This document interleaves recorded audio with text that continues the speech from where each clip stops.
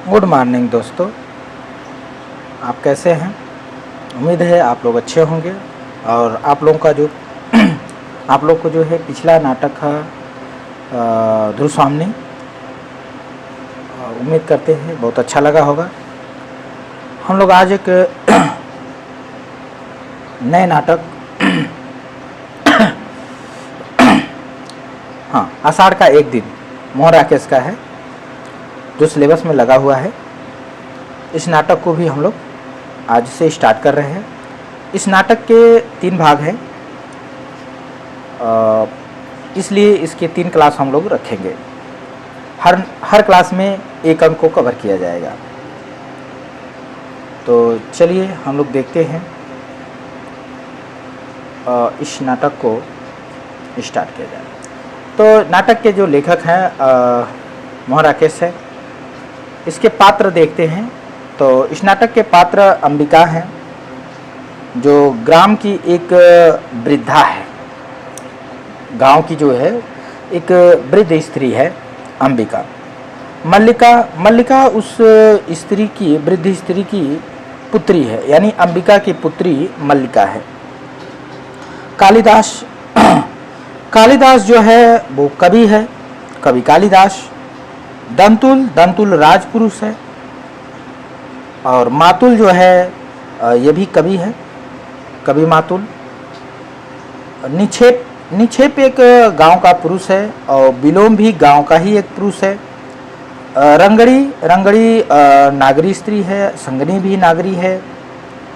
अनुस्वार एक अधिकारी है और अनुनासिक भी एक अधिकारी है। और प्रियंगु मंजरी जो है राजकन्या है और कवि कालिदास की जो है वो पत्नी भी है। एक राजकन्या है, राजा की पुत्री है प्रियंगु मंजरी। चलिए, ये नाटक जो है 3 अंक में है, प्रथम अंक, द्वितीय अंक और तृतीय अंक। तो आज हम लोग नाटक का प्रथम अंक ही देखेंगे, ठीक है। तो शुरुआत करते हैं प्रथम अंक से। पर्दा उठने से पूर्व हल्का हल्का मेघ गर्जन और वर्षा का शब्द होता है। अर्थात जब नाटक मंच से स्टार्ट होता है तो पहले पर्दा उठता है। जब पर्दा उठता है तो उस समय मेघ बादलों की गर्जन होती है और वर्षा के शब्द सुनाई देते हैं। ऐसा लग रहा है कि वर्षा हो रही है, जो पर्दा उठने के अनंतर भी कुछ क्षण तक चलता रहता है और पर्दा उठ जाने के बाद भी कुछ देर तक ये शब्द सुनाई देते हैं। फिर धीरे धीरे धीमा पड़कर विलीन हो जाता है। फिर धीरे धीरे धीमा पड़ जाता है और फिर सुनाई देना बंद हो जाता है। पर्दा धीरे धीरे उठता है। एक साधारण प्रकोष्ठ, अब दृश्य वहाँ का दिखा रहा है। एक साधारण प्रकोष्ठ, दीवारें लकड़ी की हैं, परंतु निचले भाग में चिकनी मिट्टी से पोती गई है। अर्थात मिट्टी की जमीन है जो पुताई की गई है। बीच बीच में गेरू से स्वास्तिक चिन्ह बने हैं।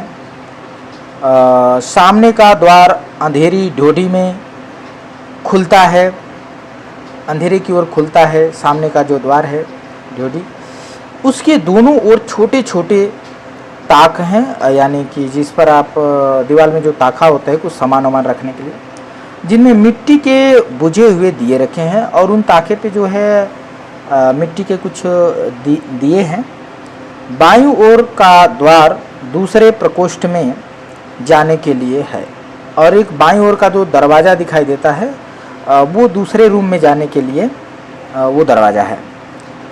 द्वार खुला होने पर उस प्रकोष्ठ में बिछे तल्प का एक कोना दिखाई देता है। जब द्वार खुल जाता है, उस गेट का, उसका गेट खुल जाता है, तो उस रूम का, प्रकोष्ठ का बिछे तल्प का एक कोना थोड़ा सा दिखाई देता है। द्वारों की किवाड़ भी मिट्टी से पोते गए हैं और उन पर गेरू और हल्दी से कमल तथा शंख बनाए गए हैं। सारे के सारे मिट्टी से पुताई की गई है, किवाड़ तक पुताई कर दी गई है और उस पर जो है गेरुआ रंग और हल्दी से जो है कुछ डिजाइन बनाए गए हैं, जैसे कमल, शंख, ठीक है। दाईं ओर बड़ा सा झरोखा है और दाहिने साइड जो है एक बड़ा सा झरोखा है, जहाँ से बीच बीच में बिजली जब चमक रही है, कौंध रही है, तो वो दिखाई दे रही है उसी झरोखे से।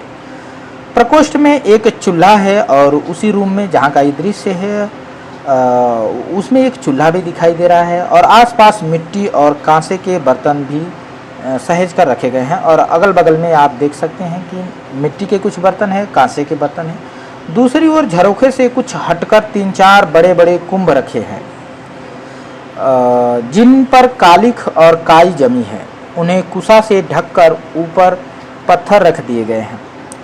झरोखे से सटा एक लकड़ी का आसन है जिस पर बाघ छाल बिछी है, बाघ की छाल। चूल्हे के निकट 2 चौकियां हैं छोटी छोटी। उन्हीं में से एक पर बैठी अंबिका छाछ में धान फटक रही है। अंबिका बैठी है और धान फटक रही है। एक बार झरोखे की ओर देखकर वह लंबी सांस लेती है और फिर अपने काम में व्यस्त हो जाती है। फिर सामने का द्वार खुलता है और मल्लिका गीले वस्त्रों में कांपती सिमटती अंदर प्रवेश करती है। अंबिका आंखें झुकाए, अंबिका जो है आंखें झुकाए और व्यस्त रहती है अपना वो फटकने में। मल्लिका क्षण भर ठिठकती है कि अरे माँ तो सामने ही है। अच्छा, फिर अंबिका के पास आ जाती है, थोड़ा सा ठिठक के, लेकिन अंबिका के पास आ जाती है। मल्लिका का यहाँ से वचन शुरू होता है। तो मल्लिका कहती है, आषाढ़ का पहला दिन और ऐसी वर्षा माँ, इतना घनघोर वर्षा, ऐसी धारासार वर्षा, दूर दूर तक की उपत्यकाएं भीग गई और मैं भी तो भीगी गई। देखो ना माँ कैसी भीग गई हूँ। अंबिका उस पर सिर से पैर तक एक दृष्टि डालकर फिर व्यस्त हो जाती है।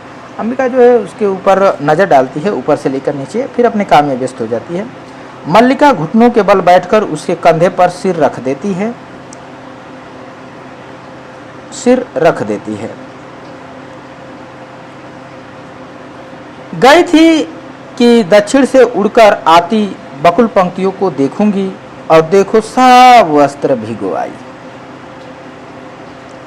उसके केसों को चूमकर खड़ी होती हुई ठंडी से सिहर जाती है। सूखे वस्त्र कहाँ है माँ, इस तरह खड़ी रही तो जुड़ा जाऊंगी, तुम बोलती क्यों नहीं। अंबिका आक्रोश की दृष्टि से उसे देखती है।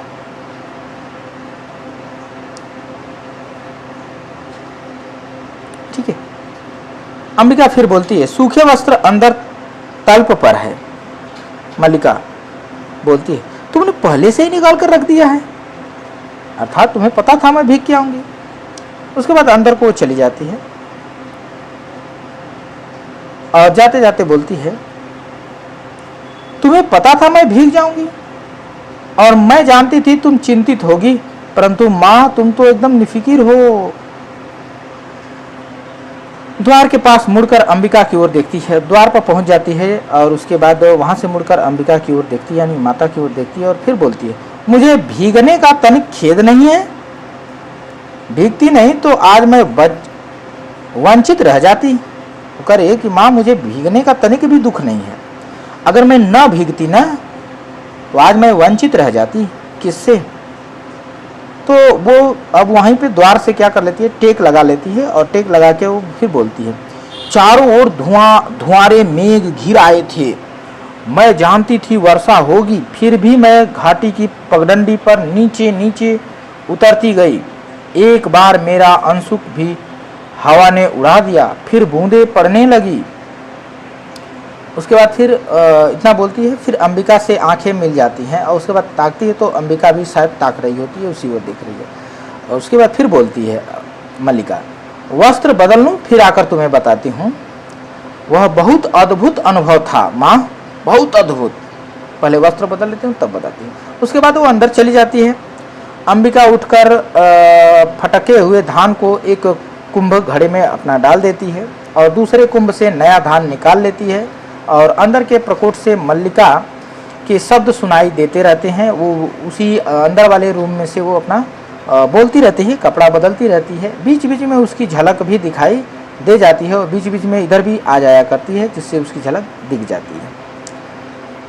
उसके बाद फिर बोलती है वो, नील कमल की, अब वो रूम में क्या बोल रही है, अब ये चीज देखिए, नील कमल की तरह कोमल और आर्द्र, वायु की तरह हल्का और स्वप्न की तरह चित्रमय, मैं चाहती थी उसे अपने में भर लूं और आंखें मूंद लूं। मेरा तो शरीर भी निचुड़ रहा है माँ, कितना पानी इन वस्त्रों ने पिया है। ओह, शीत की चुभन के बाद उष्णता का यह स्पर्श। फिर गुनगुनाने लगती है कि कुवलय दलनी लयरुन तैस्तो यन्नम्रे। उसके बाद ऐसे कुछ गुनगुनाती है, फिर बोलती है गीले वस्त्र कहाँ डाल दूं माँ, यहीं रहने दूं। तो बोलती है कि यहीं रहने दूं। मृदु पवन, फिर गुनगुनाती है मृदु पवन विदु तरमय नंद आनंद चलम चलमदी, ऐसे कुछ गाती है। अपहृतमयी चेतस्तोदय सनेद्र चापय पथिक जन बधुनाम तद योग कुलानाम, मतलब इस टाइप से कुछ गुनगुनाती है। फिर बाहर आ जाती है। जब बाहर आती है तब फिर बोलती है माँ से, माँ आज के वे क्षण मैं कभी नहीं भूल सकती। सौंदर्य का ऐसा साक्षात्कार मैंने कभी नहीं देखा था। जैसे वह सौंदर्य अस्पृश्य होते हुए भी मांसल हो। मैं उसे छू सकती थी, देख सकती थी, पी सकती थी। तभी मुझे अनुभव हुआ कि वह क्या है जो भावना को कविता का रूप देता है।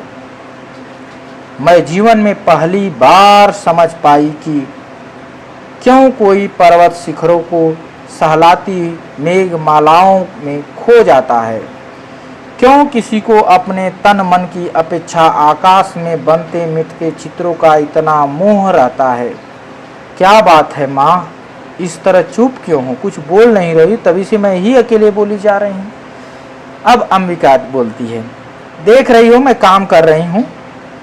मल्लिका, काम तो तुम हर समय करती हो ना, परंतु हर समय इस तरह चुप तो नहीं रहती हो। उसके बाद अंबिका के पास हो जा करके मल्लिका बैठ जाती है। अंबिका चुपचाप धान फटकती रहती है। मल्लिका उसके हाथ से छाछ ले लेती है। छाछ मतलब जो फटकने वाला है। मैं तुम्हें काम नहीं करने दूंगी, मुझसे बात करो। अंबिका बोलती है, क्या बात करूं? मल्लिका बोलती है, कुछ भी कहो, मुझे डांटो कि भीग कर क्यों आई हो, या फिर ये कहो कि तुम थक गई हो इसलिए शेष धान मैं फटक दूं, या फिर तुम ये कहो कि घर में अकेली थी इसलिए तुम्हें अच्छा नहीं लग रहा था। उसके बाद अंबिका बोलती है, मुझे सब अच्छा लगता है। छाछ उससे फिर ले लेती है, जो फटकने वाला है उसे वो अंबिका उससे छीन लेती है, ले लेती है।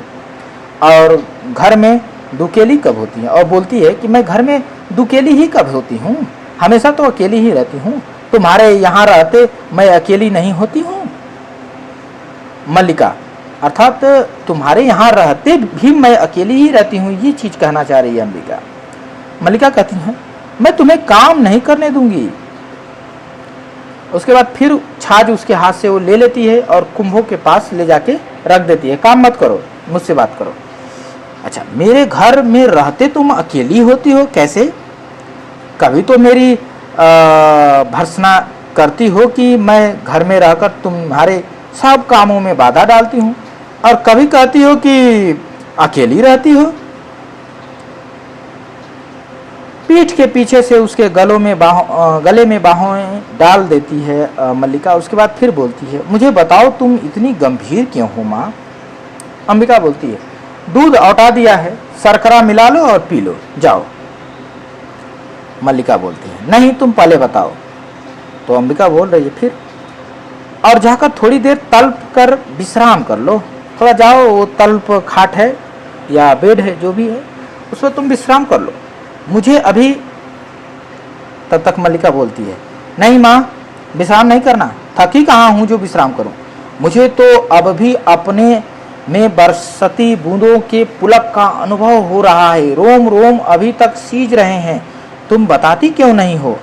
ऐसे करोगी तो मैं भी तुमसे बात नहीं करूंगी। मल्लिका बोलती है, अंबिका कुछ न कहकर आंचल से आंखें पोंछती है और उसे पीछे से हटाकर पास की चौकी पर बैठा देती है और मल्लिका क्षण भर चुपचाप उसकी ओर देखती रहती है। और उसके बाद फिर मल्लिका बोलती है, क्या हुआ माँ, तुम रो क्यों रही हो? अंबिका बोलती है, कुछ नहीं मल्लिका, कभी बैठे बैठे मन उदास हो जाता है।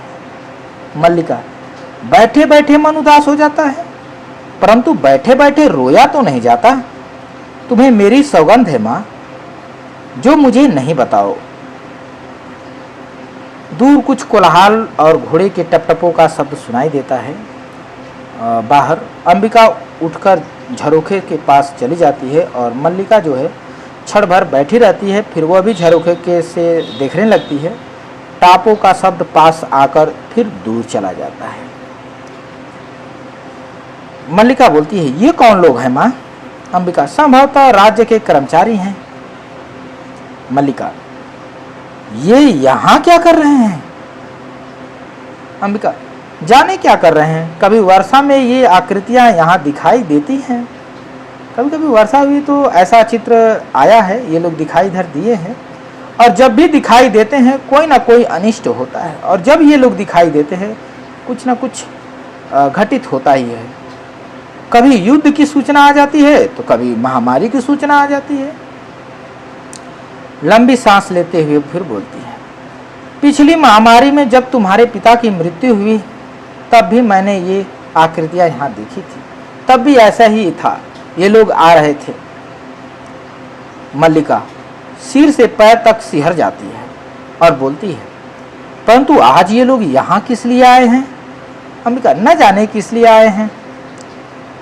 अंबिका फिर छाछ उठाने लगती है धान फटकने के लिए, परंतु मल्लिका उसे बाह से पकड़कर रोक लेती है कि रुको, बार बस दिन भर काम ही करोगी, कुछ बात नहीं करती है। अच्छा, मल्लिका बोलती है, माँ तुमने बात नहीं बताई। अंबिका पल भर उसे स्थिर दृष्टि से देखती रहती है और उसकी आंखें फिर झुक जाती है। अंबिका बोलती है, अग्निमित्र आज लौट आया है। छाछ उठाकर अपने स्थान पर फिर चली जाती है। मल्लिका वहीं खड़ी रहती है। मल्लिका, लौट आया है? कहाँ से लौट आया है? अंबिका, जहां मैंने उसे भेजा था। मल्लिका, तुमने भेजा था? होठ फड़फड़ाने लगते हैं और बढ़कर अंबिका के पास आ जाती है और बोलती है, किंतु मैंने तुमसे कहा था अग्निमित्र को कहीं भेजने की आवश्यकता नहीं है, फिर तुमने क्यों भेजा?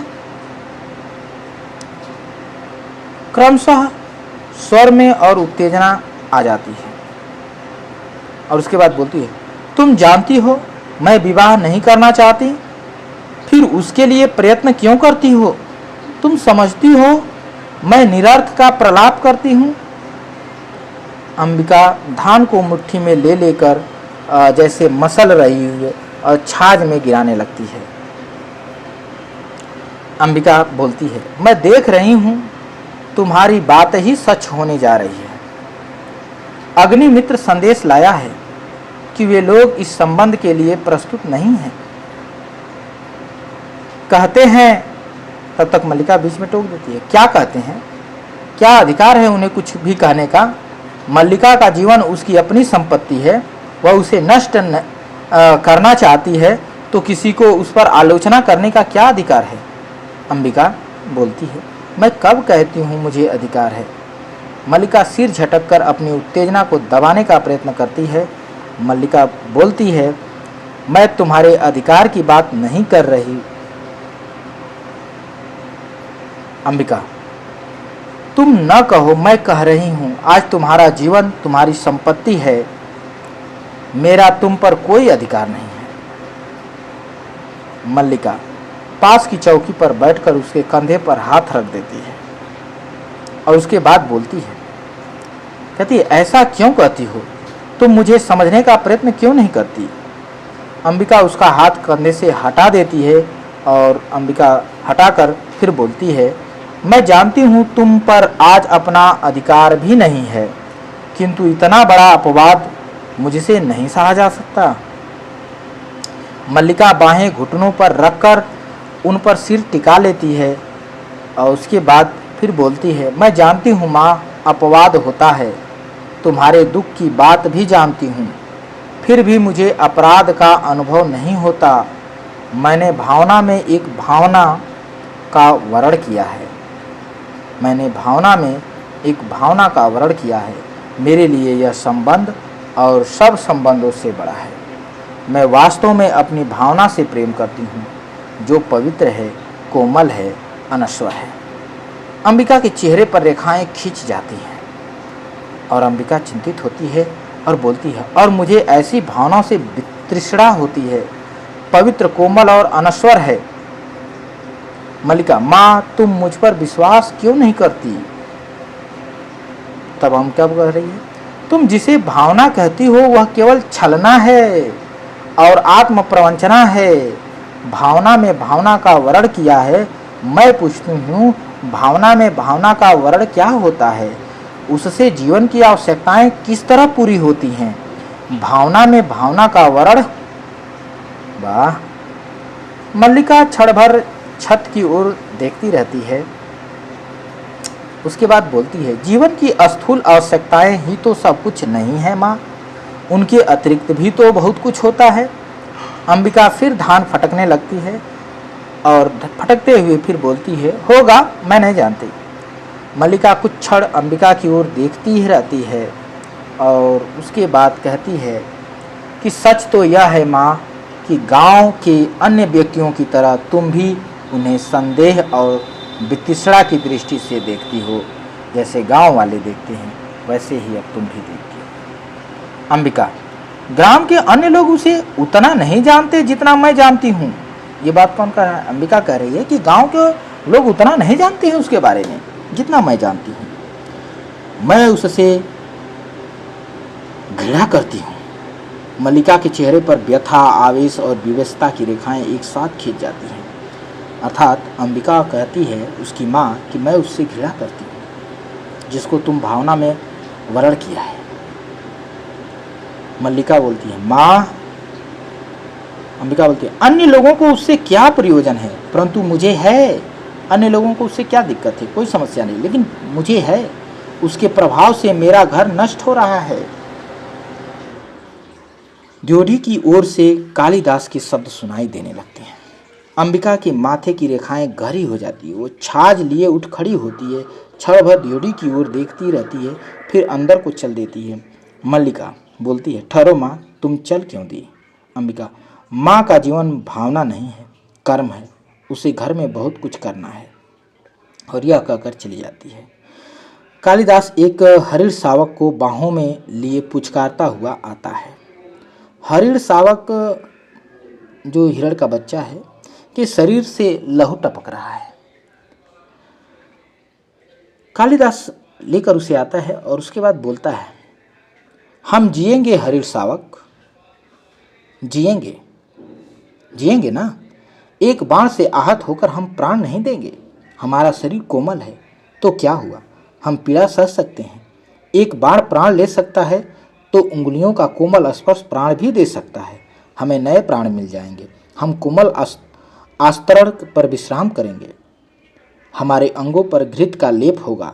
कल हम फिर वनस्थली में घूमेंगे, कोमल दुर्वा खाएंगे, खाएंगे ना।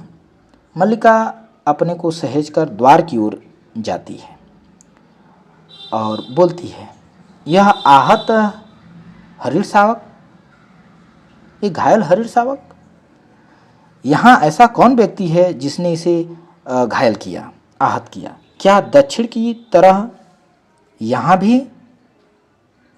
कालिदास बोलता है, आज ग्राम प्रदेश में कई नई आकृतियां देख रहा हूँ।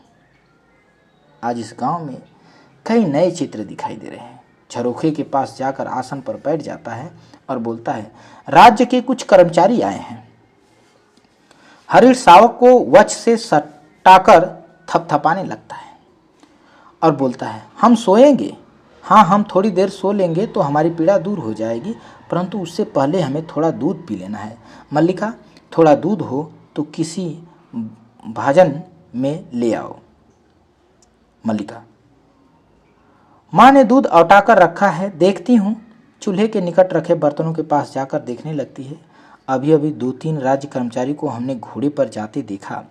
मल्लिका बोलती है कि अभी अभी 2-3 राज्य कर्मचारी को हमने घोड़े पर जाते देखा है, और माँ कहती है कि जब भी ये लोग आते हैं कोई न कोई अनिष्ट हो ही जाता है।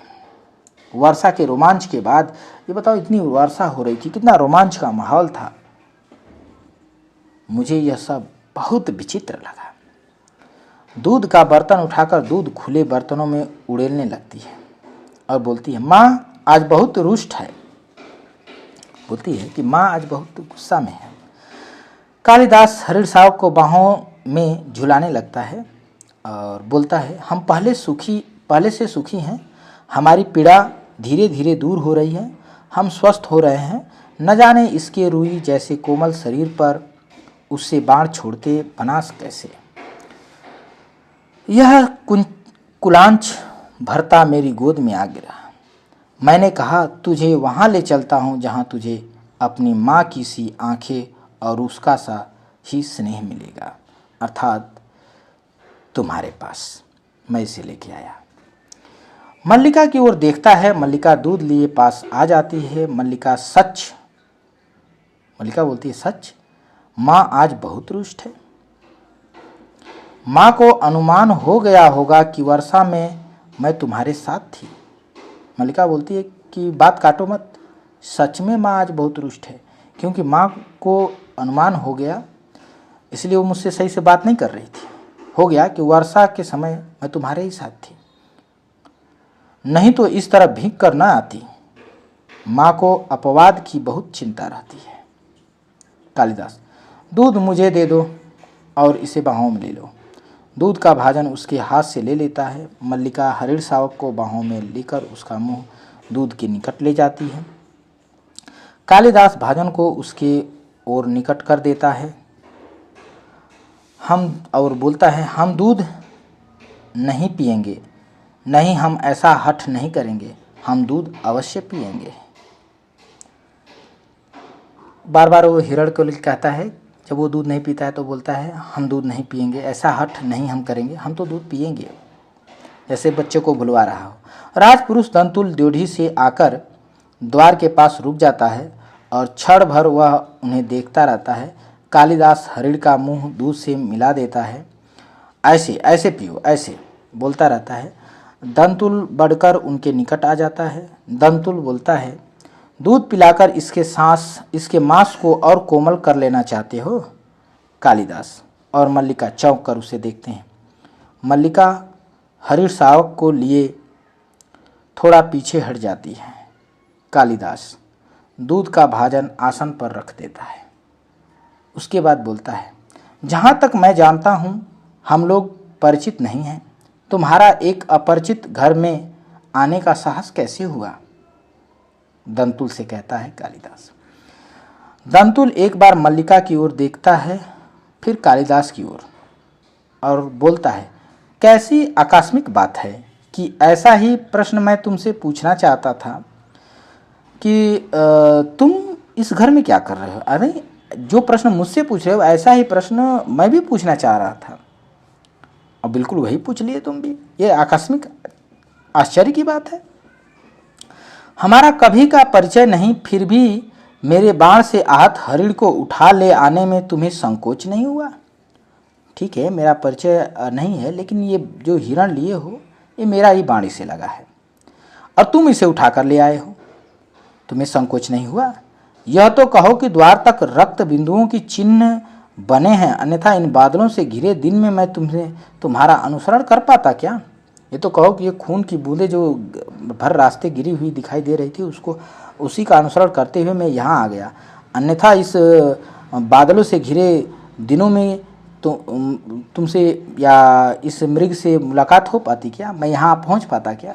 कालिदास बोलता है, देख रहा हूँ कि तुम इस प्रदेश के निवासी नहीं हो। दंतुल व्यंग्यात्मक हंसी हंसता है।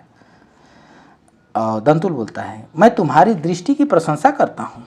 मेरी वेशभूषा ही इस बात का परिचय देता है कि मैं यहाँ का निवासी नहीं हूँ। कालिदास बोलता है, मैं तुम्हारी वेशभूषा को देखकर नहीं कह रहा। दंतुल, तो क्या मेरी ललाट की रेखाओं को देखकर जान पड़ता है चोरी के अतिरिक्त सामुद्रिक का भी अभ्यास करते हो? मल्लिका चोट खाई सी कुछ आगे आती है। मल्लिका बोलती है, तुम्हें ऐसा लक्षण लगाते लज्जा नहीं आती? दंतुल, क्षमा चाहता हूँ देवी, परंतु यह हरिण शावक जिसे बाहों में लिए हैं, ये मेरे बाण से घायल हुआ है, इसलिए यह मेरी संपत्ति है। मेरी संपत्ति मुझे लौटा तो दोगी? कालिदास, इस प्रदेश में हरिणों का आखेट नहीं होता राजपुरुष। तुम बाहर से आए हो, इसलिए इतना ही पर्याप्त है कि हम इसके लिए तुम्हें अपराधी न माने, यही बहुत है। दंतुल, तो राजपुरुष के अपराध का निर्णय ग्रामवासी करेंगे? अब ग्रामवासी बताएंगे कि राजपुरुष ने अपराध किया है। अपराध और न्याय का शब्दार्थ भी जानते हो? कालिदास, शब्द और अर्थ राजपुरुषों की संपत्ति है, जानकर बहुत आश्चर्य हुआ। दंतुल, समझदार व्यक्ति जान पड़ते हो, फिर भी यह नहीं जानते हो कि राजपुरुषों के अधिकार बहुत दूर तक जाते हैं। मुझे देर हो रही है, यह हरिण शावक मुझे दे दो। कालिदास, यह हरिण शावक इस पार्वत्य भूमि की संपत्ति है। राजपुरुष और इसी पार्वत्य भूमि के निवासी हम इसके सजातीय हैं। तुम यह सोचकर भूल कर रहे हो कि हम इसे तुम्हारे हाथ में सौंप देंगे। मल्लिका इसे अंदर ले जाकर तल्प पर या किसी आस्तर पर यानी लेटा दो या बैठा दो। अंबिका सहसा अंदर से आती है और अचानक अंबिका जो है उसकी माँ अंदर से आ जाती है और बोलती है, इस घर के तल्प और आस्तर हरिण शावकों के लिए नहीं है, आदमी के लिए है। मल्लिका बोलती है, तुम देख रही हो माँ? अंबिका, हाँ देख रही हूँ, इसीलिए तो कह रही हूँ, तल्प और आस्तरण मनुष्यों के सोने के लिए हैं, पशुओं के लिए नहीं हैं। कालिदास, इसे मुझे दे दो मल्लिका। और दूध का भाजन नीचे रख देता है और बढ़कर हरिण शावक को अपनी बाहों में ले लेता है और बोलता है, इसके लिए मेरी बाहों का आस्तरण ही पर्याप्त होगा, मैं इसे घर ले जाऊंगा। और द्वार की ओर चल देता है। दंतुल बोलता है, और राजपुरुष दंतुल तुम्हें ले जाते देखता रहेगा ना, और तुम आसानी से लेकर चले जाओगे। कालिदास, यह राजपुरुष की रुचि पर निर्भर करता है कि वो मुझे देखता रहे कि क्या करेगा, पर मैं तो इसे ले जाऊंगा। बिना उसकी ओर देखे ध्योढ़ी में चला जाता है, निकल जाता है। दंतुल, राजपुरुष की रुचि अरुचि क्या होती है? संभवतः इसका परिचय तुम्हें देना आवश्यक होगा। अब तुम जान जाओगे कि राजपुरुष क्या होता है। कालिदास बाहर चला जाता है, केवल उसका शब्द ही सुनाई देता है। कालिदास, संभवतः। दंतुल, हाँ संभवतः क्या है? तलवार की मुठ पर हाथ रख उसके पीछे जाना चाहता है। मल्लिका शीघ्रता से द्वार के सामने खड़ी हो जाती है। जैसे वो तलवार निकाल के आगे की ओर बढ़ना चाहता है, मल्लिका आ जाती है और बोलती है, ठहरो राजपुरुष, हरिण शावक के लिए हठ मत करो। तुम्हारे लिए प्रश्न अधिकार का है, उनके लिए संवेदना का है। कालिदास निशस्त्र होते हुए भी तुम्हारे शस्त्र की चिंता नहीं करेंगे। दंतुल, कालिदास? तुम्हारा अर्थ है कि मैं जिनसे हरिण शावक के लिए तर्क कर रहा था वे कभी कालिदास हैं? तब मल्लिका बोलती, हाँ, परंतु तुम कैसे जानते हो कि कालिदास कवि हैं? दंतुल, अरे कैसे नहीं जानता, कैसे जानता हूं? उज्जैनी की राज्यसभा का प्रत्येक व्यक्ति ऋतु संहार के लेखक कवि कालिदास को नहीं जानता। मल्लिका, उज्जैनी की राज्यसभा का प्रत्येक व्यक्ति कालिदास को जानता है? दंतुल, सम्राट ने स्वयं ऋतु संहार पढ़ा और उसकी प्रशंसा की, इसलिए आज उज्जैनी का राज्य ऋतु संहार के लेखक का सम्मान करना और उन्हें राजकवि का आसन देना चाहता है। आचार्य वररुचि इसी उद्देश्य से उज्जैनी से यहाँ आए हैं। मल्लिका सुनकर स्तंभित सी हो रहती है। मल्लिका बोलती है, उज्जैनी का राज्य उन्हें सम्मान देना चाहता है, राजकवि का आसन देना चाहता है। दंतुल, मुझे खेद है, मैंने उनके साथ अशिष्टता का व्यवहार किया। मुझे ऐसा उनसे नहीं बोलना चाहिए। मुझे नहीं पता था वो कालिदास है। मुझे जाकर उनसे क्षमा मांगनी पड़ेगी। चला जाता है। मल्लिका कुछ क्षण उसी तरह खड़ी रहती है और फिर सहसा जैसे उसकी चेतना लौट आती है। अंबिका इसी बीच दूध का भाजन उठाकर कोने में रख देती है। जिस पात्र में पहले दूध रखा था उसे देखती है। उसमें जो दूध शेष है उसे एक छोटे पात्र में डालकर शक्कर मिलाने लगती है। हाथ ऐसे अस्थिर है जैसे वह अंदर ही अंदर बहुत उत्तेजित हो। मल्लिका निचला होठ दांतों से दबाए दौड़कर उसके निकट आती है और बोलती है, तुमने सुना माँ? तुमने सुना माँ? राज्य उन्हें राजकवि का आसन देना चाहता है। अंबिका हाथ से गिरते दूध के पात्र को किसी तरह संभाल लेती है और बोलती है, गीले वस्त्र मैंने सूखने के लिए फैला दिए हैं, थोड़ा सा दूध शेष है, इसमें शक्कर मिला दी है। मल्लिका बोलती है, तुमने सुना नहीं माँ, राजपुरुष क्या कह रहा था? अंबिका, दूध पी लो, आशा करती हूँ कि अब यहाँ किसी और का आतिथ्य नहीं होना है। मल्लिका, आतिथ्य? मैं चाहती हूँ आज इस घर में सारे संसार का आतिथ्य कर सकूं। दूध का पात्र अंबिका के हाथ से ले लेती है और मल्लिका बोलती है कि तुम्हें इस दूध से नहला दूं माँ। पात्र ऊंचा उठा देती है जैसे नहला देगी। अंबिका पात्र उसके हाथ से ले लेती है। अंबिका बोलती है, मैं दूध से बहुत नहा चुकी हूँ। मल्लिका, तुम कितनी निष्ठुर हो माँ, तुमने सुना नहीं, राज्य उन्हें सम्मान दे रहा है, फिर भी तुम हो कि घृणा कर रही हो उनसे। अंबिका, दूध पी लो और फिर से वर्षा में भीगने का मोह न हो तो मैं तुम्हारे लिए आस्तरण बिछा दूं, जाके सो जाओ, और मैं जैसी निष्ठुर हूँ रहने दो। मल्लिका उसके गले में बाहें डाल देती है और बोलती है, नहीं, तुम निष्ठुर नहीं हो। मैंने कब कहा है तुम निष्ठुर हो? अंबिका, नहीं, तुमने नहीं कहा, दूध पी लो। मल्लिका दूध का पात्र उसके हाथ से लेकर एक घूंट में दूध पी जाती है और पात्र कोने में रख देती है। फिर अंबिका का हाथ खींचकर उसे बिठा देती है और स्वयं उसकी गोद में लेट जाती है और बोलती है कि माँ, तुम सोच सकती हो आज मैं कितनी प्रसन्न हूँ। अंबिका, मेरे पास कुछ भी सोचने की शक्ति नहीं है तो मैं क्या सोचूं? अब उठ जाने दो, मुझे बहुत काम करना है। उठने का प्रयत्न करती है और मल्लिका उसे रोकने का प्रयत्न करती है। मल्लिका बोलती है, नहीं, उठो नहीं, इसी तरह बैठी रहो। राज्य उन्हें सम्मान दे रहा है माँ, उन्हें राजकवि का आसन प्राप्त होगा। बार बार एक ही बात फेंट रही है। सहसा अंबिका की गोद से हटकर बैठ जाती है और बोलती है, उस व्यक्ति को जिसे उसके निकट के लोग ने आज तक समझने का प्रयत्न ही नहीं किया, यहाँ के लोग तो उन्हें कुछ समझता ही नहीं है, और उस व्यक्ति को सम्मान दिया जा रहा है जिसे घर में और घर से बाहर केवल लांछन और प्रताड़ना ही मिली है। अब तो तुम विश्वास करती हो माँ कि मेरी भावना निराधार नहीं है। अंबिका उठ खड़ी होती है और अंबिका बोलती है, मैं कह चुकी हूँ, मेरी सोचने समझने की शक्ति जड़ हो चुकी है, बदलेगी नहीं। मल्लिका, क्यों माँ, क्यों तुम्हें इतना पूर्वाग्रह है? क्यों तुम उनके संबंध में उदारतापूर्वक नहीं सोच सकती, थोड़ा दयापूर्वक नहीं सोच सकती? अंबिका, मेरी वह अवस्था बीत चुकी है जब यथार्थ से आंखें मूंद कर जिया जाता है।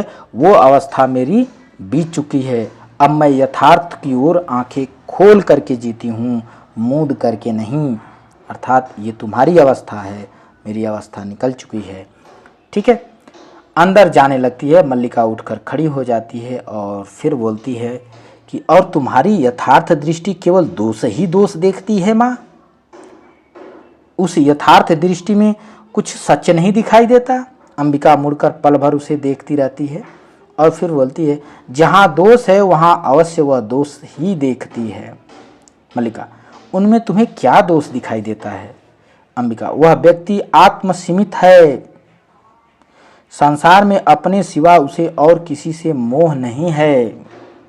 मल्लिका, इसीलिए कि वे मातुल की गौएं न हाँक कर बादलों में खोए रहते हैं? तुम इसलिए कह रही हो कि वो जो है मातुल की गायें नहीं हाँकता, नहीं घुमाता फिराता, केवल अपने में मस्त रहता है, बादलों में खोया रहता है, कविताएं लिखा करता है। अंबिका, मुझे मातुल से और उसकी गांवों से प्रयोजन नहीं है, मैं केवल अपने घर को देखकर कहती हूँ। मल्लिका, बैठ जाओ माँ।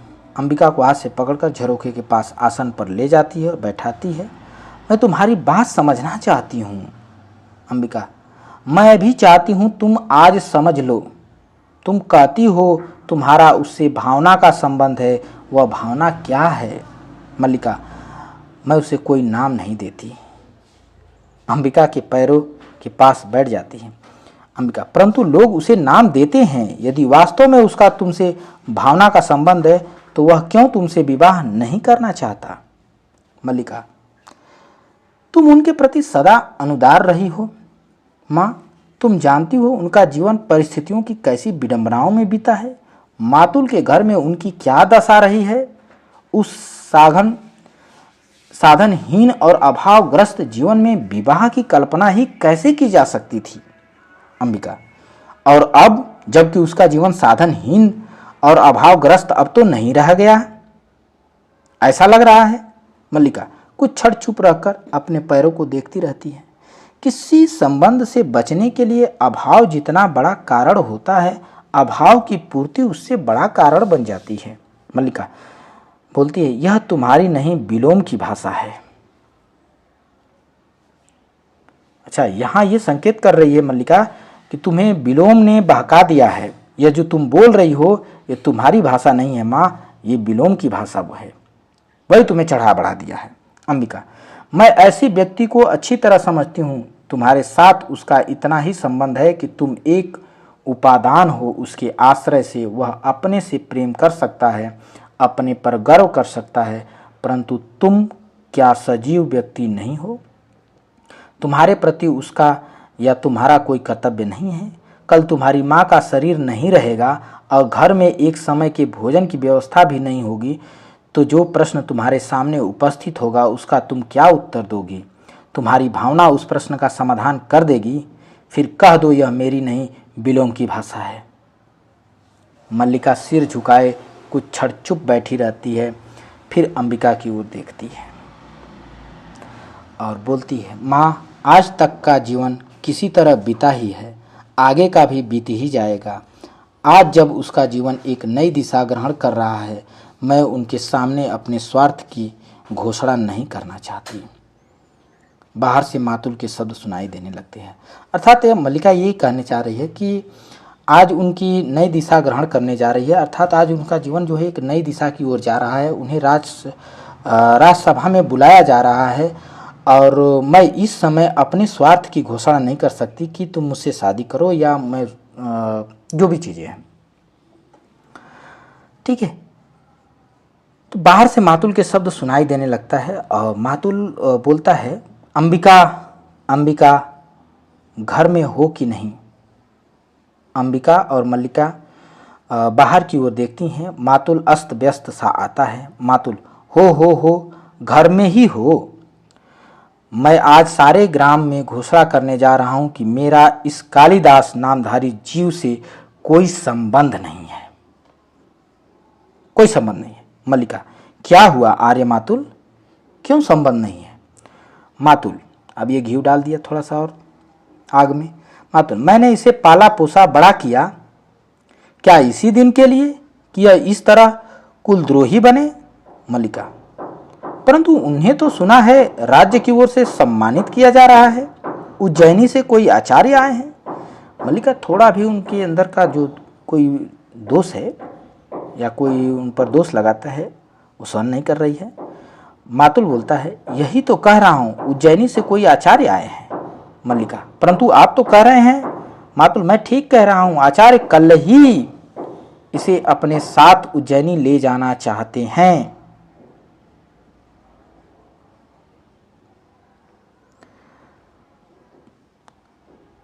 मल्लिका बोलती है, किंतु तब तक मातुल बोलता है, 2 रथ, रथवाह और 4 अश्वरोही उनके साथ आ गए हैं। मैं तुमसे नहीं कहता था अंबिका कि हमारे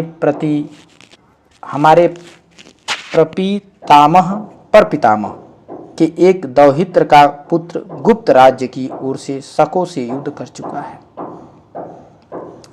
अंबिका, तुम अपने भगने की बात कर रहे थे?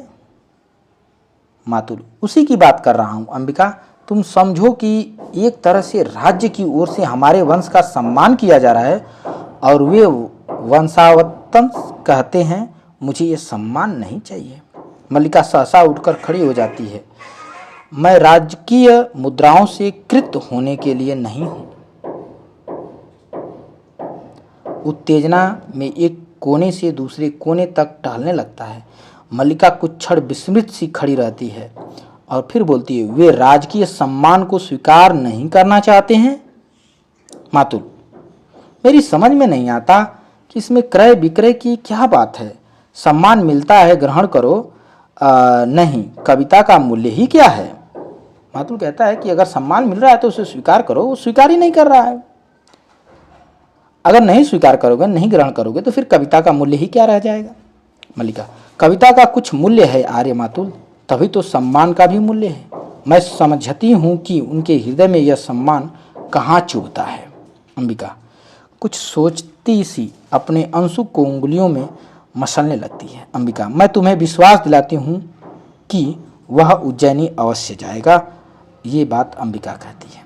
मातुल उसी तरह टहलता रहता है। मातुल, अवश्य जाएगा। वे लोग इसके अनुचर हैं जो अभिस्तुत करके इसे ले जाएंगे। अंबिका, सम्मान प्राप्त होने पर सम्मान के प्रति प्रकट की गई उदासीनता व्यक्ति के महत्व को बढ़ा देती है। तुम्हें प्रसन्न होना चाहिए कि तुम्हारे भगने लोकनीति में निष्णात है। मातुल सहसा रुक जाता है। मातुल, यह लोकनीति है तो मैं कहूंगा कि लोकनीति और मूर्ख नीति दोनों का एक ही अर्थ है। और उसके बाद फिर टालने लगता है। जो व्यक्ति कुछ देता है, धन हो या सम्मान हो, अपना मन बदल भी सकता है और बदल गया तो बदल गया। उसके बाद कहकर रुक जाता है। फिर बोलता है, तुम सोचो कि सम्राट रुष्ट भी तो हो सकते हैं कि एक साधारण कवि ने उनका सम्मान स्वीकार नहीं किया।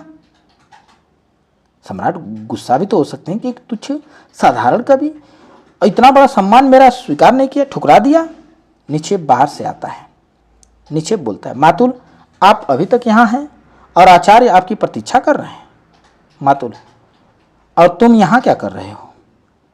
मैंने तुमसे नहीं कहा था कि जब तक मैं लौट कर ना आऊं तुम आचार्य के पास बैठे रहना? निक्षेप, परंतु यह भी तो कहा था कि आचार्य विश्राम कर चुके तो तुरंत आपको सूचना दे दे। मातुल, यह भी कहा था, किंतु वह भी तो कहा था। यह कहा तुम्हारी समझ में आ गया और वह जो कहे वो नहीं समझ में आया। निक्षेप, किंतु मातुल बीच में बात काटते हुए बोलता है, किंतु क्या? मातुल मूर्ख है, बताओ तुम मुझे मूर्ख समझते हो? निक्षेप, नहीं मातुल, मैं मूर्ख नहीं तो निश्चय ही तुम मूर्ख हो। आचार्य ने क्या कहा है? निक्षेप, उन्होंने कहा कि वे आपके साथ इस सारे ग्राम प्रदेश में घूमना चाहते हैं। मातुल के मुख पर गर्व की रेखाएं प्रकट हो जाती हैं। जिस प्रदेश ने कालिदास की कविता को जन्म दिया, मातुल के मुख की रेखाएं वितृष्णा की ओर की रेखाओं में बदल जाती हैं। मातुल, कालिदास की कविता? फिर टहलने लगता है। न जाने इतने बड़े आचार्य को इसकी कविता में क्या विशेषता दिखाई देती है। रुककर अंबिक की ओर देखता है। इस व्यक्ति को सामान्य लोक व्यवहार तक का तो ज्ञान ही नहीं है। इस व्यक्ति, यहाँ व्यक्त हो गया है, व्यक्ति होना चाहिए। इस व्यक्ति को सामान्य लोक व्यवहार तक का ज्ञान ही नहीं है और तुम लोक नीति की बात कहती हो। आप एक हरिण शावक को गोद में लिए घर की ओर आ रहे थे। सौभाग्यवश मैंने बाहर ही देख लिया। मैंने प्रार्थना की कि कवि कुलगुरु, यह समय इस रूप में घर जाने का नहीं है। उज्जैनी से एक बहुत बड़े आचार्य आए हैं। आप सुनते ही लौट पड़े, जैसे रास्ते में सांप देख लिया हो। मल्लिका अंबिका के पास आसन पर बैठ जाती है और मातुल फिर टहलने लगता है। अंबिका, मल्लिका मातुल के लिए अंदर से आसन ला दो। मल्लिका उठने लगती है परंतु मातुल उसे रोक देता है। मातुल, नहीं मुझे आसन नहीं चाहिए, आचार्य मेरी प्रतीक्षा कर रहे हैं, मुझे जाना होगा। निक्षेप अंबिका की ओर देखकर मुस्कुराता है। मातुल कोने तक जाकर लौटता है। मैंने कहा कविवर, आचार्य आपको साथ उज्जैनी ले जाने के लिए आए हैं, राज्य की ओर से आपका सम्मान होगा। और कह के रुक जाता है।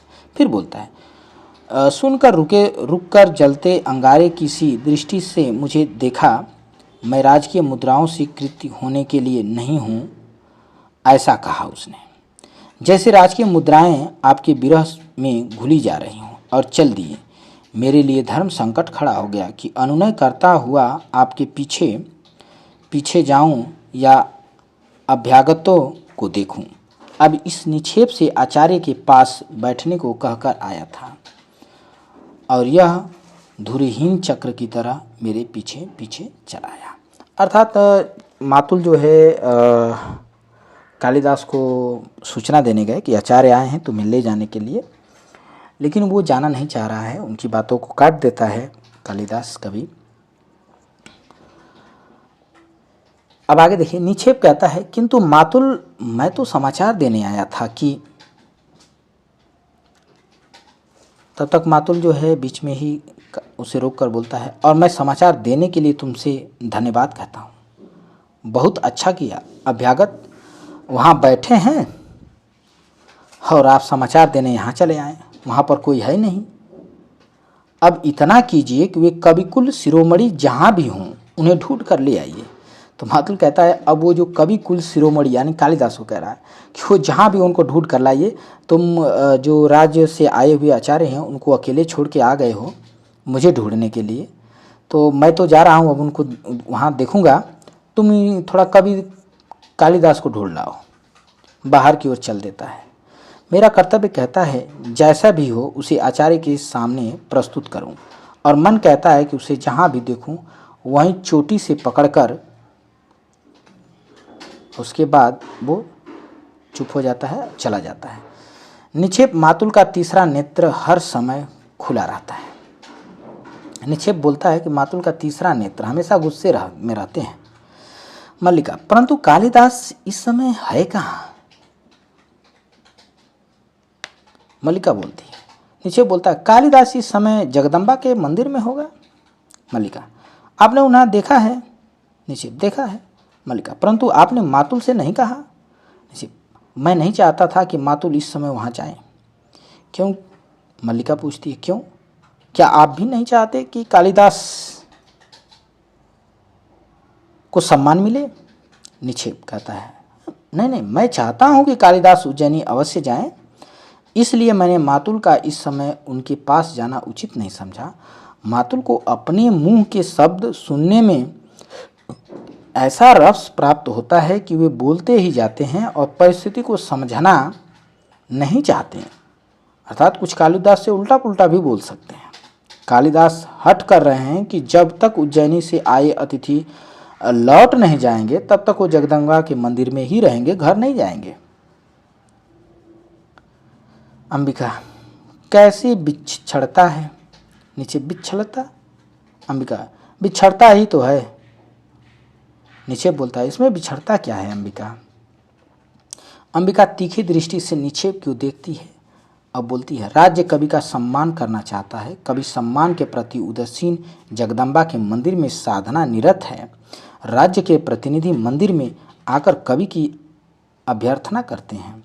कवि धीरे धीरे आंख खोलता है। इतना बड़ा नाटक करना क्या बिछड़ता ही तो है, और क्या है?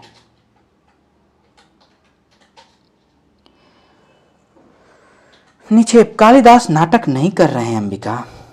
मुझे विश्वास है कि उन्हें राजकीय सम्मान का मोह नहीं है। वे सचमुच इस पर्वत भूमि को छोड़कर नहीं जाना चाहते हैं।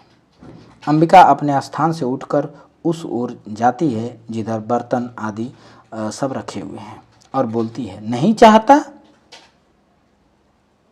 कि हूँ।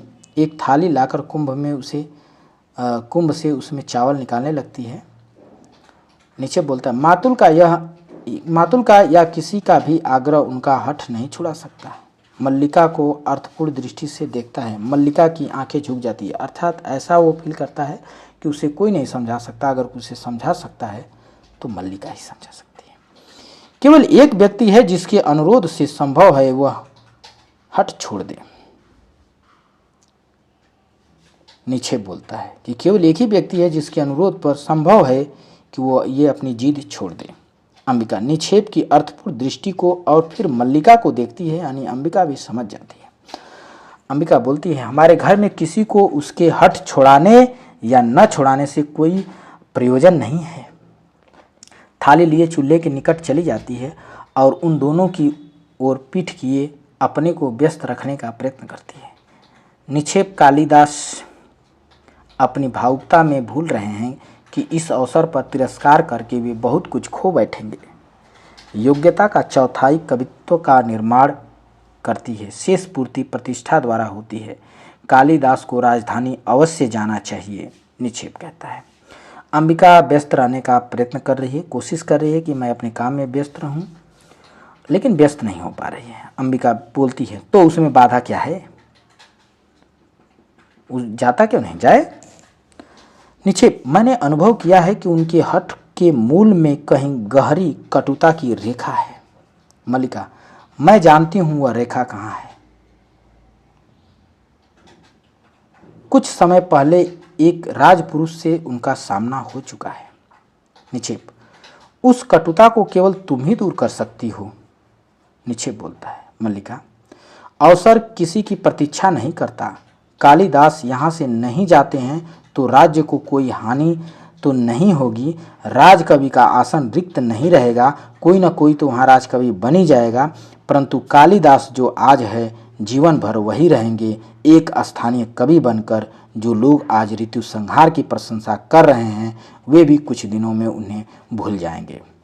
मल्लिका अपने में खोई सी उठ खड़ी होती है और बोलती है, नहीं, उन्हें इस सम्मान का तिरस्कार नहीं करना चाहिए। यह सम्मान उनके व्यक्तित्व का है, उन्हें अपने व्यक्तित्व को उसके अधिकार से वंचित नहीं करना चाहिए। चलिए, मैं आपके साथ जगदम्बा के मंदिर में चलती हूँ। अंबिका सहसा खड़ी हो जाती है और बोलती है, मल्लिका, यानी मल्लिका को रोकना चाहती है कि न जाओ। मल्लिका स्थिर दृष्टि से अंबिका को देखती है और मल्लिका बोलती है, माँ। अंबिका बोलती है, मुझे एक बाहर के व्यक्ति के सामने कहना होगा कि मैं इस समय तुम्हारे वहां जाने के पक्ष में नहीं हूं। नीचे बोलता है, बाहर का व्यक्ति नहीं। नीचे बाहर का व्यक्ति नहीं है अंबिका, घर ही का व्यक्ति हूं मैं। मल्लिका, यह एक महत्वपूर्ण क्षण है माँ, मुझे इस समय अवश्य जाना चाहिए। आइए आर निक्षेप, चलिए चलते हैं। बिना अंबिका की ओर देखे बाहर को चल देती है। अंबिका की आंखों में क्रोध की लहर उठती है जो पराजय के भाव में बदल जाती है। निक्षेप अंबिका के भाव को लक्ष्य करता क्षण भर रुका रहता है। निक्षेप, क्षमा चाहता हूँ। निक्षेप बोलता है, क्षमा चाहता हूँ। अंबिका बोलता है, मल्लिका के पीछे चला जाता है। अंबिका कुछ क्षण आंखें मुदे खड़ी रहती है, फिर घर की वस्तुओं को एक एक करके देखती है और जैसे टूटी सी चौकी पर बैठकर थाली के चावलों को मसलने लगती है। आंखों से आंसू उमड़ आते हैं जिन्हें वह आंचल से पोंछ लेती है। प्रकाश कम हो जाता है। अंबिका के कंठ से रूधा सा स्वर निकलता है। अंबिका, भावना, ओह। आंचल में मुंह छिपा लेती है। प्रकाश कुछ और क्षीण हो जाता है। तभी बाहर के अंधेरे में अग्निकाष्ठ की लौ चमक उठती है, यानी बिजली चमकती है। विलोम अग्निकाष्ठ हाथ में लिए, नहीं, अग्निकाष्ठ की लौ चमक होती है, यानी कि जो हाथ में लौ लिया जाता है वो, उसका प्रकाश आता है। विलोम है जो अपने हाथ में वो अग्निकाष्ठ लिए हुए बाहर से आता है। अंबिका को इस तरह बैठे देखकर क्षण भर रुका रहता है, फिर पास चला आता है। विलोम बोलता है, घिरे हुए मेघों ने आज अंधकार कर दिया है। अंबिका, या तुम्हें समय का ज्ञान नहीं रहा। अंबिका आंचल से मुंह उठाती है और अग्निकाष्ठ के प्रकाश में उसके मुख की रेखाएं गहरी और आंखें धसी सी दिखाई देती हैं। आश्चर्य है तुमने दीपक नहीं जलाया। अंबिका, विलोम, तुम यहाँ क्यों आए हो? विलोम बाईं ओर के दीपक के निकट चला जाता है। विलोम बोलता है, दीपक जला दूं? अग्नि काष्ठ से छूकर दीपक जला देता है और बोलता है, विलोम का आना ऐसे आश्चर्य का विषय नहीं है। जाकर सामने के दीपक जलाने लगता है और अंबिका उठ खड़ी होती है और बोलती है, चले जाओ विलोम, तुम जानते हो कि तुम्हारा यहाँ आना। विलोम बोलता है, मल्लिका को सहाय नहीं है, यही ना? मल्लिका को पसंद नहीं है। दीपक जलाकर अंबिका की ओर देखता है। जानता हूं अंबिका, मल्लिका बहुत भोली है, वह लोक जीवन के संबंध में कुछ नहीं जानती। दीवार में बने आधार में अग्निकाष्ठ तिरछा लगा देता है और बोलता है, वह नहीं चाहती कि मैं इस घर में आऊं, क्योंकि कालिदास नहीं चाहता। घूमकर अंबिका के पास आता है और कालिदास क्यों नहीं चाहता? क्योंकि मेरी आंखों में उसे अपने हृदय का सत्य झांकता दिखाई देता है। उसे उलझन होती है, किंतु तुम तो जानती हो अंबिका, मेरा एकमात्र दोष यह है कि मैं जो अनुभव करता हूं स्पष्ट कह देता हूं। अंबिका, मैं इस समय तुम्हारे दोष अदोष का विवेचन नहीं करना चाहती। विलोम बोलता है, देख रहा हूं इस समय तुम बहुत दुखी हो, और तुम दुखी कब नहीं रही अंबिका? तुम्हारा तो जीवन ही पीड़ा का इतिहास है, पहले से कहीं दुबली हो गई हो। सुना है कालिदास उज्जैनी जा रहा है। अंबिका, मैं नहीं जानती कि वो उज्जैनी जा रहा है, कहाँ जा रहा है। विलोम जैसे उसकी बात न सुनकर झरोखे के पास चला जाता है। विलोम बोलता है, राज्य की ओर से उसका सम्मान होगा, कालिदास राजकवि के रूप में उज्जैनी में रहेंगे। मैं समझता हूं उसके जाने से पहले ही उसका और मल्लिका का विवाह हो जाना चाहिए। इस संबंध में तुमने सोचा तो होगा? अंबिका बोलती है, मैं इस समय कुछ भी सोचना नहीं चाहती। विलोम, तुम मल्लिका की मां इस विषय में सोचना नहीं चाहती? बड़ी आश्चर्य है। अंबिका बोलती है, मैंने तुमसे कहा है विलोम, तुम चले जाओ। विलोम, कालिदास उज्जैनी चला जाएगा और मल्लिका, जिसका नाम उसके कारण सारे प्रांतर में अपवाद का विषय बना है, पीछे यहाँ पड़ी रहेगी। क्यों अंबिका? अंबिका कुछ न कहकर आसन पर बैठ जाती है। विलोम घूमकर उसके पास सामने आ जाता है और बोलता है, क्यों? तुमने इतने वर्ष सारी पीड़ा क्यों इसी दिन के लिए सही? दूर से देखने वाला भी जान सकता है इन वर्षों में तुम्हारे साथ क्या क्या बीता है। समय ने तुम्हारे मन, शरीर और आत्मा की इकाई को तोड़कर रख दिया है। तुमने तिल तिल करके अपने को गलाया है कि मल्लिका को किसी अभाव का अनुभव न हो, और आज जबकि उसके लिए जीवन भर के अभाव का प्रश्न सामने है, तुम कुछ सोचना नहीं चाहती? अंबिका, तुम यह सब कहकर मेरा दुख कम नहीं कर रहे हो। विलोम, मैं अनुरोध करती हूँ कि तुम इस समय मुझे अकेले रहने दो। विलोम, मैं इस समय अपना तुम्हारे पास होना बहुत आवश्यक समझता हूँ। अंबिका, मैं ये सब बातें तुमसे नहीं, उससे कहने के लिए आया हूँ।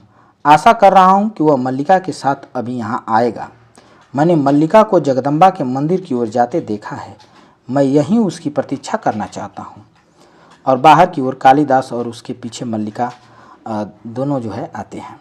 कालिदास बोलता है, अधिक प्रतीक्षा नहीं करनी पड़ेगी विलोम, मैं आ गया। विलोम को देखकर मल्लिका की आंखों में क्रोध और वितृष्णा का भाव उमड़ आता है और वह झरोखे की ओर चली जाती है। कालिदास विलोम के पास आ जाता है और बोलता है, मैं जानता हूं कि तुम कहाँ, किस समय और क्यों मेरे साक्षात्कार के लिए उत्सुक होते हो। कहो, आजकल किस नए छंद का अभ्यास कर रहे हो? विलोम बोलता है, छंदों का अभ्यास मेरी वृत्ति नहीं है। कालिदास, मैं जानता हूं तुम्हारी वृत्ति दूसरी है। क्षण भर उसकी आंखों में देखता रहता है। उसी वृत्ति ने संभवतः छंदों का अभ्यास सर्वथा छुड़ा दिया। विलोम, आज निसंदेह तुम छंदों के अभ्यास पर गर्व कर सकते हो। अग्निकाष्ठ के पास जाकर उसे सहलाने लगता है। प्रकाश उसके मुख पर पड़ता है। सुना है राजधानी में निमंत्रण आया है। सुना है राजधानी से निमंत्रण आया है। कालिदास बोलता है, सुना मैंने भी है। तुम्हें दुख हुआ? विलोम, दुख? हाँ हाँ, बहुत। एक मित्र के बिछोड़ने का किसे दुख नहीं होता। कल ब्रह्म मुहूर्त में ही चले जाओगे? कालिदास, मैं नहीं जानता। विलोम, मैं जानता हूँ। आचार्य कल ब्रह्म मुहूर्त में ही लौट जाना चाहते हैं। राजधानी के वैभव जाकर ग्राम प्रांतर को भूल तो नहीं जाओगे?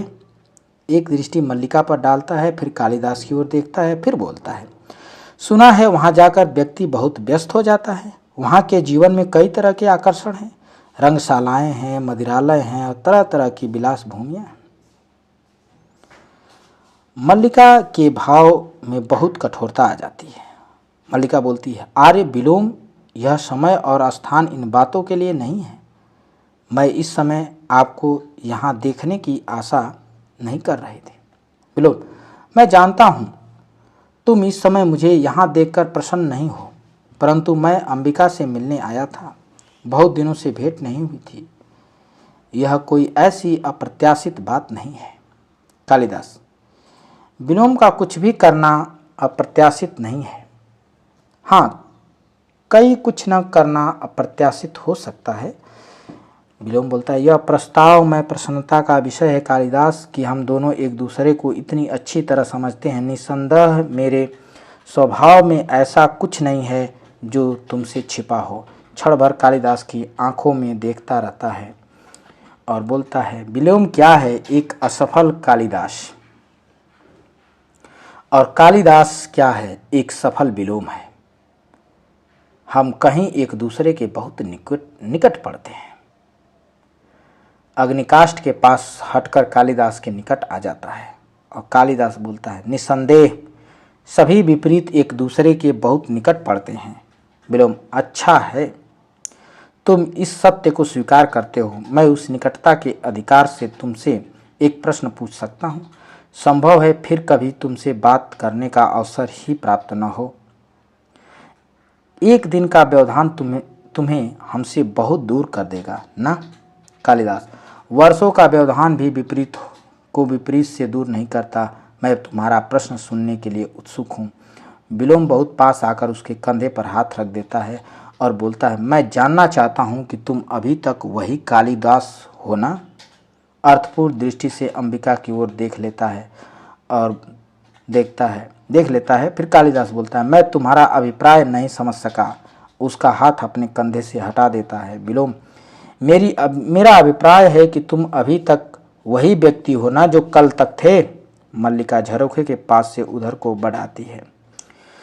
मल्लिका, आर्य विलोम, मैं इस प्रकार की अनर्गल क्षम्य नहीं समझती। विलोम, अनर्गलता? अंबिका के निकट आ जाता है और कालिदास दो एक पग दूसरी ओर चला जाता है। इसमें अनर्गलता क्या है? मैं बहुत सार्थक प्रश्न पूछ रहा हूँ। क्यों कालिदास, मेरा प्रश्न सार्थक नहीं है? क्यों अंबिका? अंबिका से भी पूछता है। अंबिका अव्यवस्थित भाव से उठ खड़ी होती है। अंबिका बोलती है, मैं इस संबंध में कुछ नहीं जानती और न ही जानना चाहती हूँ। अंदर की ओर चल देती है। विलोम कहता है, ठहरो अंबिका। अंबिका रुक कर उसकी ओर देखती है। आज तक ग्राम प्रांतर की कालिदास के साथ मल्लिका के संबंध को लेकर बहुत कुछ कहा जाता रहा है। मल्लिका एक पग और आगे आ जाती है। मल्लिका, आर्य विलोम, आप? विलोम उसे दृष्टि में रखते हुए, क्या यह उचित नहीं कि कालिदास यह स्पष्ट बता दे कि उसे उज्जैनी अकेले ही जाना है या मल्लिका को लेकर जाना है? कहना ये चाहता है। मल्लिका बोलती है, कालिदास आपके किसी भी प्रश्न का उत्तर देने के लिए बाध्य नहीं है। विलोम बोलता है, मैं कब कहता हूं कि बाध्य है, परंतु संभव है कालिदास का अंतःकरण उसे उत्तर देने के लिए बाध्य करे। क्यों कालिदास? कालिदास मुड़ता है। दोनों एक दूसरे के सामने आ जाते हैं। कालिदास, मैं तुम्हारी प्रशंसा करने के लिए अवश्य बाध्य हूँ। तुम दूसरों के घर में ही नहीं, उनके जीवन में भी अनाधिकार प्रवेश कर जाते हो।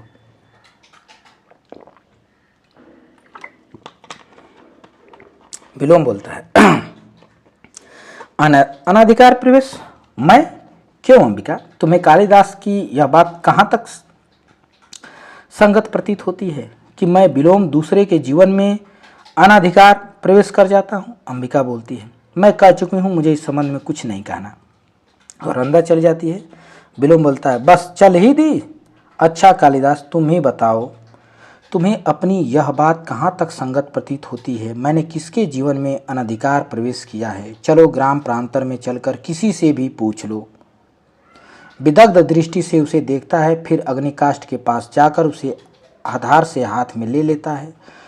तुम तो अपने अंतःकरण से भी मेरे प्रश्न का उत्तर देने के लिए बाध्य नहीं हो। संभव है प्रश्न ही ऐसा है। कालिदास, तुम कुछ भी अनुमान लगाने के लिए स्वतंत्र हो। मैं इतना ही जानता हूँ कि मुझे ग्राम प्रांतर छोड़कर उज्जैनी जाने का तनिक मोह नहीं है।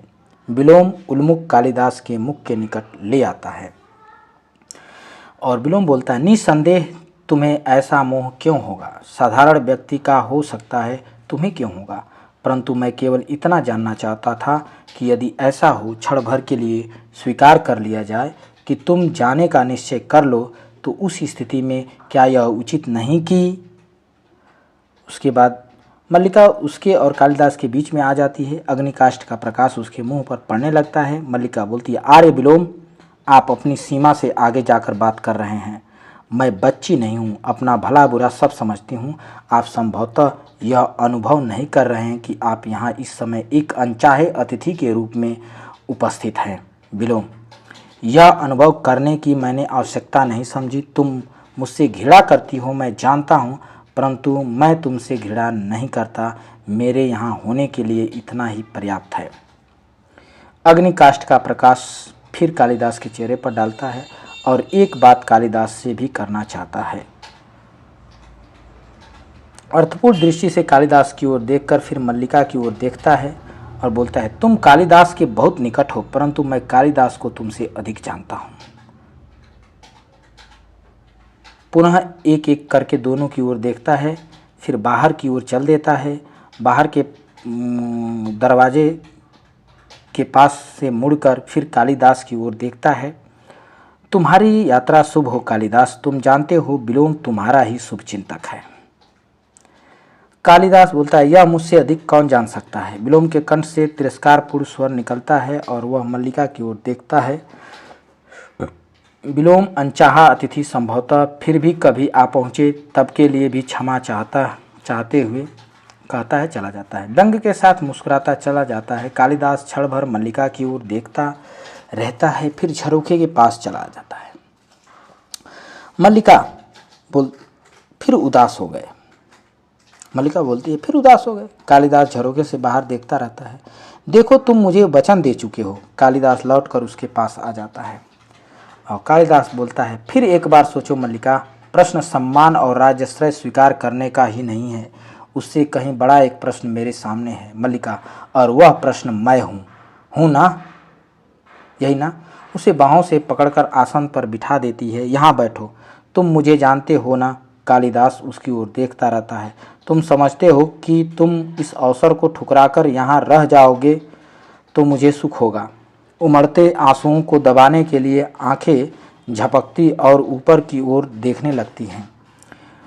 बोलते मैं जानता हूँ कि तुम्हारे चले जाने से मेरे अंतर को एक रिक्तता छा लेगी। बाहर भी संभवतः बहुत सुना प्रतीत होगा, फिर भी मैं अपने साथ छल नहीं कर रही हूँ। मुस्कुराने का प्रयत्न करती है। मैं हृदय से कहती हूँ तुम्हें जाना चाहिए। कालिदास, चाहता हूँ तुम इस समय अपनी आंखें देख सकती हो। मल्लिका, मेरी आंखें इसलिए गिली है कि तुम मेरी बात नहीं समझ रहे। उसके पैरों के पास बैठकर उसके घुटनों पर कोहनियाँ रख देती है। अर्थात मल्लिका भी नहीं चाहती है, पर मल्लिका उसका भाग्य बनाना चाहती है, उसको सम्मान दिलाना चाहती है। ठीक है, तुम यहाँ से जाकर भी मुझसे दूर हो सकते हो। यहाँ ग्राम प्रांतर में रहकर तुम्हारी प्रतिभा को विकसित होने का अवसर कहाँ मिलेगा?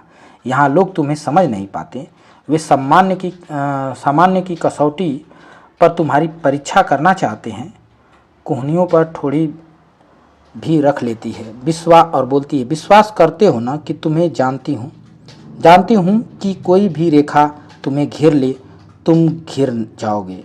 मैं तुम्हें घेरना नहीं चाहती, इसलिए कहती हूँ कि तुम चले जाओ। कालिदास, तुम पूरी तरह नहीं समझ रही मल्लिका, प्रश्न तुम्हारे घेरने का नहीं है।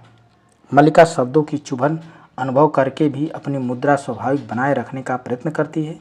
कालिदास जैसे सा उठ खड़ा होता है और टहलने लगता है और बोलता है, मैं अनुभव करता हूँ कि यह ग्राम प्रांतर मेरी वास्तविक भूमि है। मैं कई सूत्रों से इस भूमि से जुड़ा हूँ। इन सूत्रों में तुम हो, यह आकाश और ये मेघ है, यहाँ की हरियाली है और हरिणों के बच्चे हैं, पशुपाल हैं। और रुक कर मल्लिका की ओर देखता है और फिर बोलता है, यहाँ से जाकर मैं अपनी भूमि से उखड़ जाऊँगा। मल्लिका आसन पर कोहनी रखे उससे टेक लगा लेती है और फिर बोलती है, यह क्यों नहीं सोचते कि नई भूमि तुम्हें यहाँ से अधिक संपन्न और उर्वरा मिलेगी। इस भूमि से तुम जो कुछ ग्रहण कर सकते थे कर चुके हो। तुम्हें आज नई भूमि की आवश्यकता है जो तुम्हारे व्यक्तित्व को अधिक पूर्ण बना देगी। कालिदास, नई भूमि सुखा भी तो सकती है। फिर टहलने लगता है। मल्लिका, कोई भूमि ऐसी नहीं जिसके अंतर में कोमलता न हो। तुम्हारी प्रतिभा उस कोमलता का स्पर्श अवश्य पा लेगी कालिदास, और उस जीवन की अपनी अपेक्षाएं भी होगी। मल्लिका उठकर उसके पास आ जाती है और उसके हाथ अपने हाथों में ले लेती है। बोलती है, यह क्यों आवश्यक है कि तुम उन अपेक्षाओं का पालन करो।